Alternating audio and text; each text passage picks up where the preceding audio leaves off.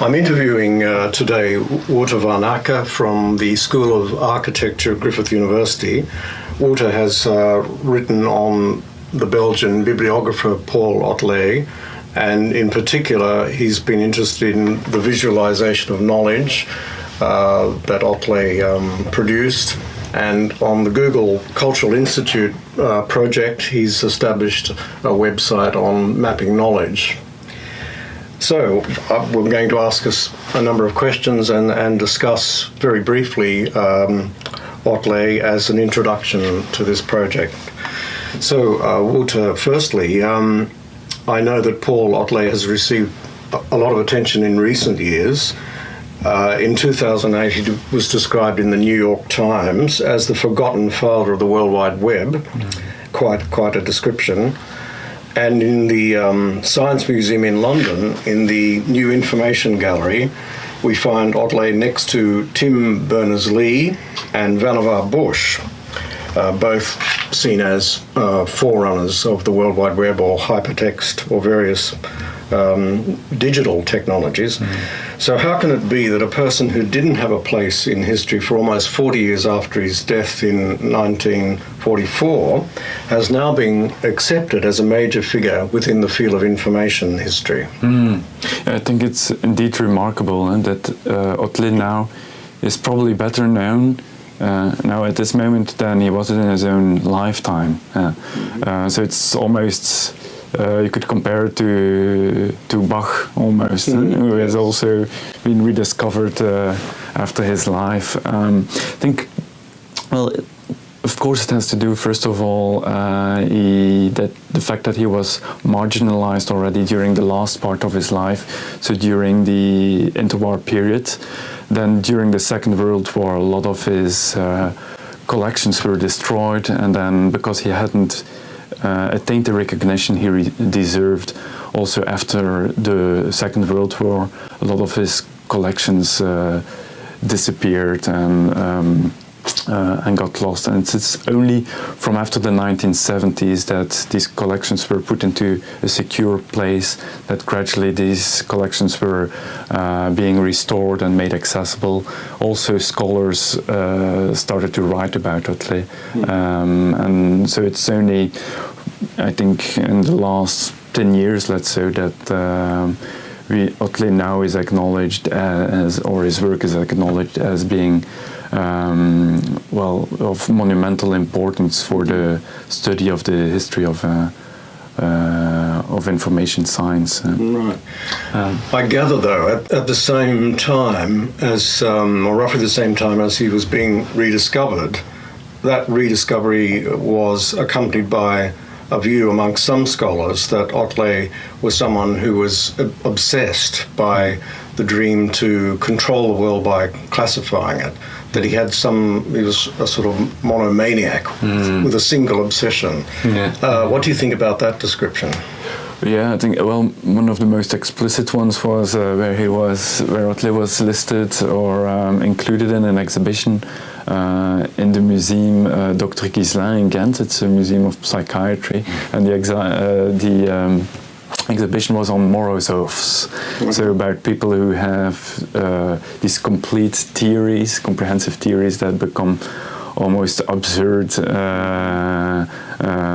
in their comprehensiveness. You also had a theater show that was staged by the Theatre ad hoc, and they made a show about the tragedy and humor of Otlet's urge to completeness.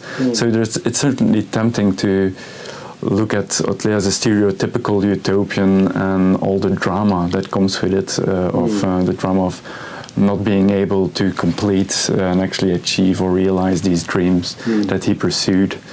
But I think that his visions cannot be judged or valued on the basis of whether they have been realized or not.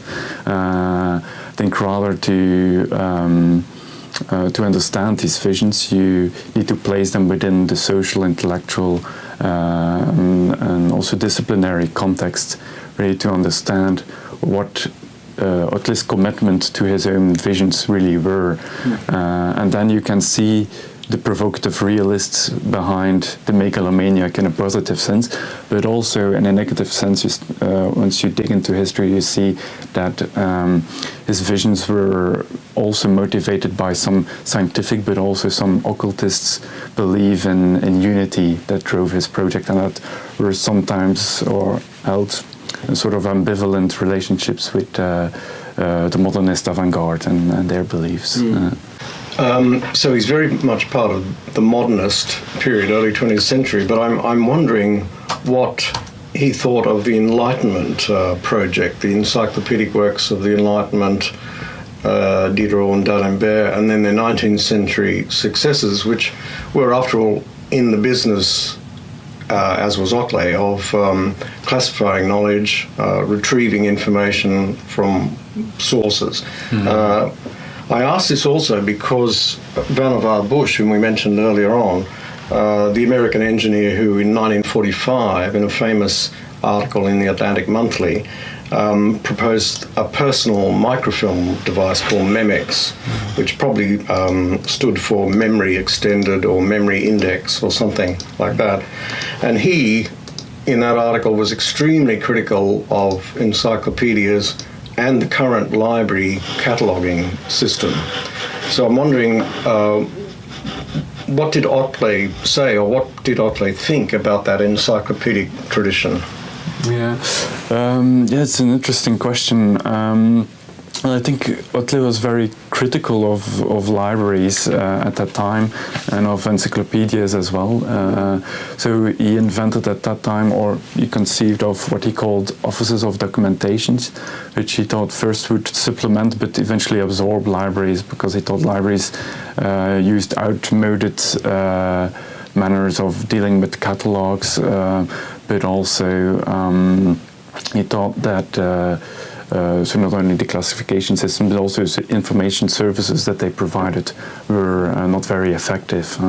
And these offices of documentation, what they would do was to dissect publications, then look in these publications which facts were actually new and contributed to knowledge, then to transcribe these facts on separate pieces of paper or index cards, and then to have them stored in using the UDC system in sort of repositories that he then thought were the new encyclopedias of that time. Is this where the new technology of microfilm had enormous attraction? I know that H.G. Wells, who had this idea in a similar period, 1930s, of a world brain, shrinking encyclopedias or information down into small space because of microfilm. Did Otlet have that idea? Yes, microfilm was very important for him too. So he did experiments in the early 20th century with an engineer, Robert Goldschmidt, I believe is his name.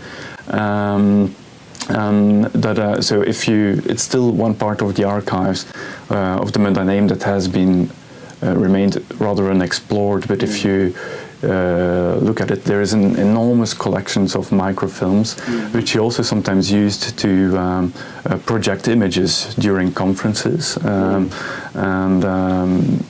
of course it triggered also certain visions of him about how the future might evolve. Absolutely. Yeah. Wouter, now if we could turn to your particular approach to Paul Otlet.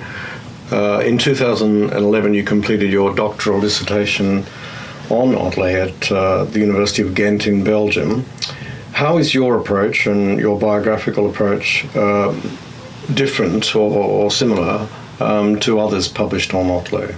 Yeah, well, at the moment there are 3 biographies published on Otlet. The first one is by Boyd Rayward.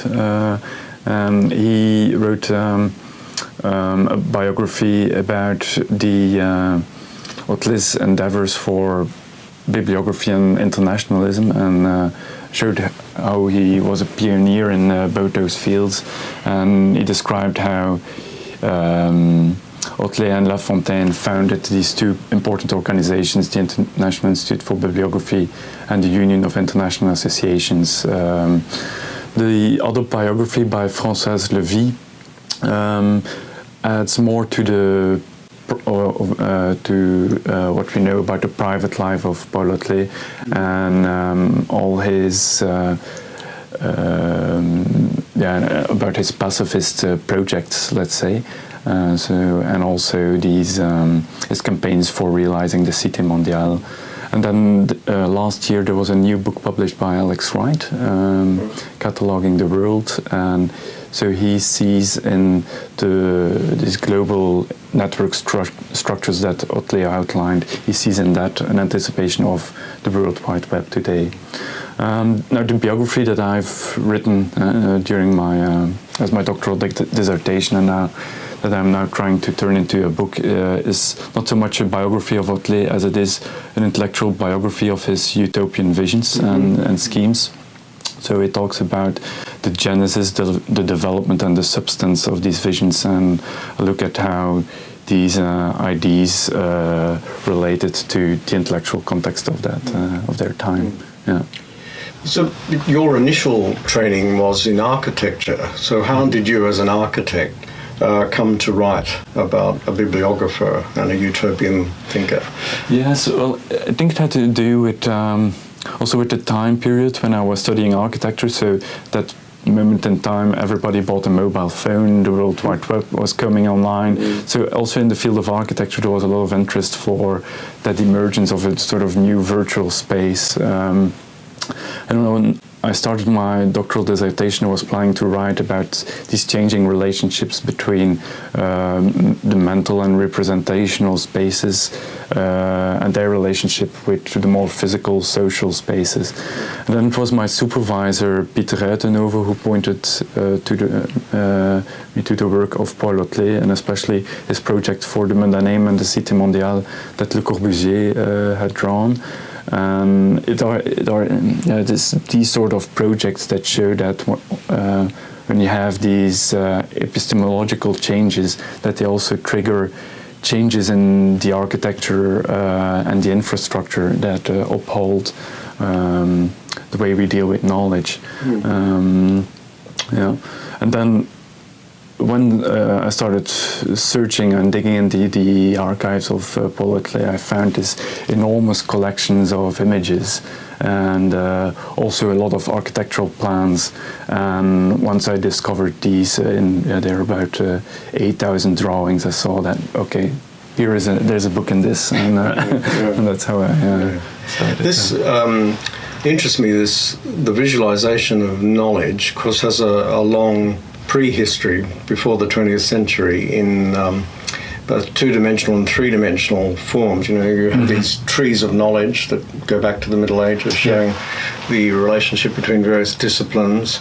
You have the memory palaces that were thought about by the Greeks, but in the Renaissance, and towers showing the procedure whereby a student would walk up through the various subjects, elementary, intermediate, and the higher subjects at the top of towers and so on. But I gather from what you've said that Otlet takes this interest in images and visualization much, much further and in much more complicated detail. Yeah, well, he certainly picks up on the examples that you've given. So also with Le Corbusier, but other modernists, he made these new memory theaters. Of course, on paper, he didn't build them, as a way to explain his metaphysical structures and his philosophy. But he also used visualization in other manners. One way was just as sketches, as a way of visual thinking. He thought about knowledge structures, so that was a way of thinking through images. Another,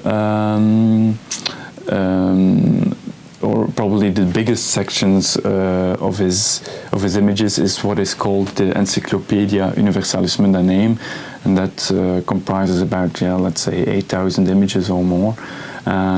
It's especially that collection that I worked on. That goes back to his long-standing interest in the museological display of information. So he founded a museum in Brussels in 1910, which he conceived as a museum of ideas, sort of spatial encyclopedia that would map the entire world of knowledge. And then in the 1920s he started to make these sort of picture encyclopedias. But that was mainly driven because of his conviction that the essence of all knowledge organization should be to synthesize information. And so that idea of synthesis is really at the heart of all his endeavors.